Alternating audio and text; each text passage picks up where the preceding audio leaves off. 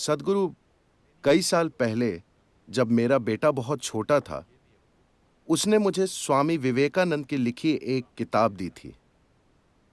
उन्होंने बताया कि How प्राचीन काल के गुरु किस तरह हजारों मील दूर से एक दूसरे से बात कर पाते थे, सिर्फ विचारों के जरिए।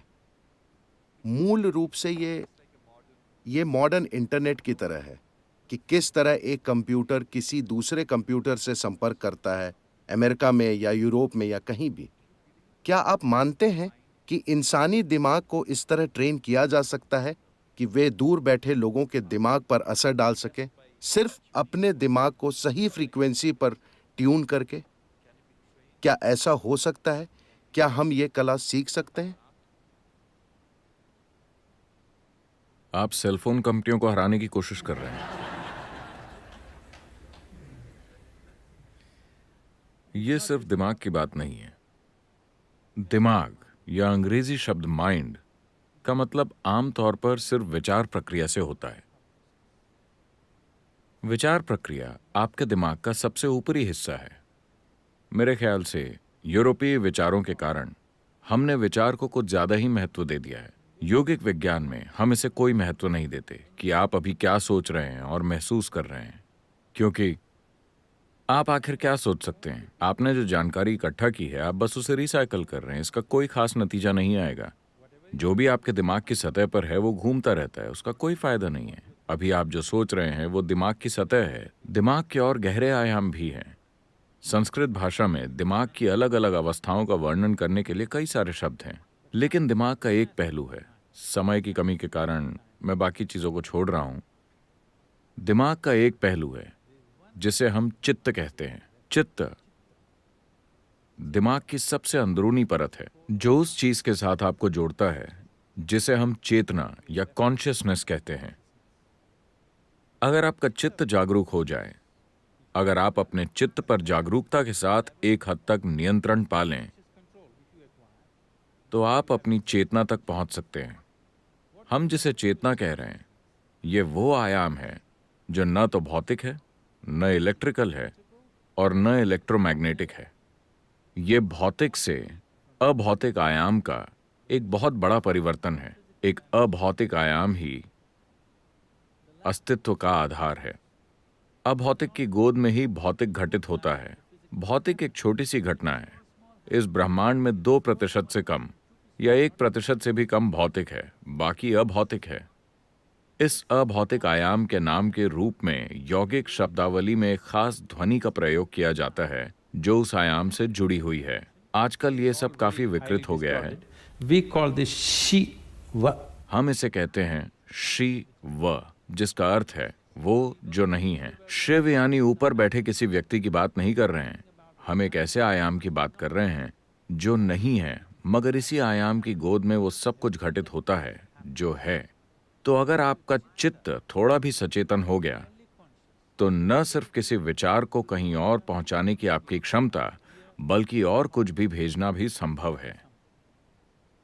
भौतिक स्तर पर कुछ भेजना भी संभव है। तो क्या ऐसा हो सकता है? निश्चित तौर पर। क्या हम अभी इन सभी लोगों को ये सिखा सकते हैं? सैद्धांतिक रूप से हाँ, मगर क्या ये उसके लिए जरूरी तैयारी करेंगे? ये एक क्वेश्चन मार्क है। एक बड़ी समस्या ये है कि हमारे एजुकेशन सिस्टम्स ऐसे हैं कि हमने अपने विचारों को इतना महत्वपूर्ण बना दिया है कि पहले तो उन्हें नीचे लाने में समय लगेगा। उन्हें ये समझाने में बहुत समय लगेगा कि उनके विचार मूर्खतापूर्ण हैं, क्योंकि हर कोई खुद को स्मार्ट समझता है, मगर ज्यादातर लोगों का सिर्फ फोन ही स्मार्ट होता है। क्योंकि आपकी विचार प्रक्रिया सिर्फ उन सीमित जानकारियों का नतीजा है जिन्हें आपने इकट्ठा किया है। अगर मैंने दुनिया की सारी लाइब्रेरियां पढ़ डाली हैं, तो भी ये बहुत सीमित है पूरी सृष्टि के मुकाबले।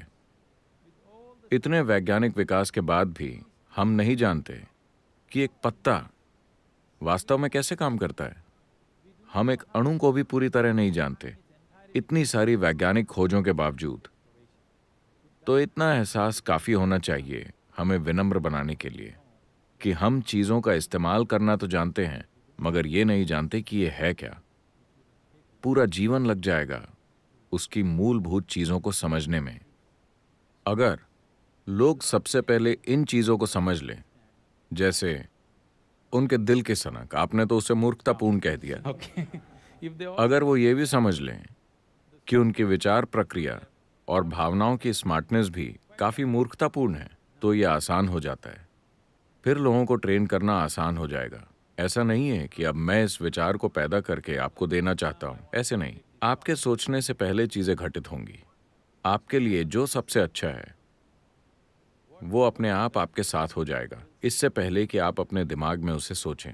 आपको कभी सोचना नहीं पड़ेगा कि आप क्या बनना चाहते हैं। जीवन ही खुद को व्यवस्थित कर लेगा। हड्डियों के इस डिब्बे से परे की एक बुद्धि आपके लिए काम करना शुरू कर देगी। आपने सुना होगा कि रामानुजम और बाकी लोगों ने बस देवी के साथ एक खिड़की खोली और वो इतने बड़े मैथमेटिशियन बन गए कि आज भी वो लोग 100 सालों बाद भी लोग उनकी बातों को समझने की कोशिश कर रहे हैं।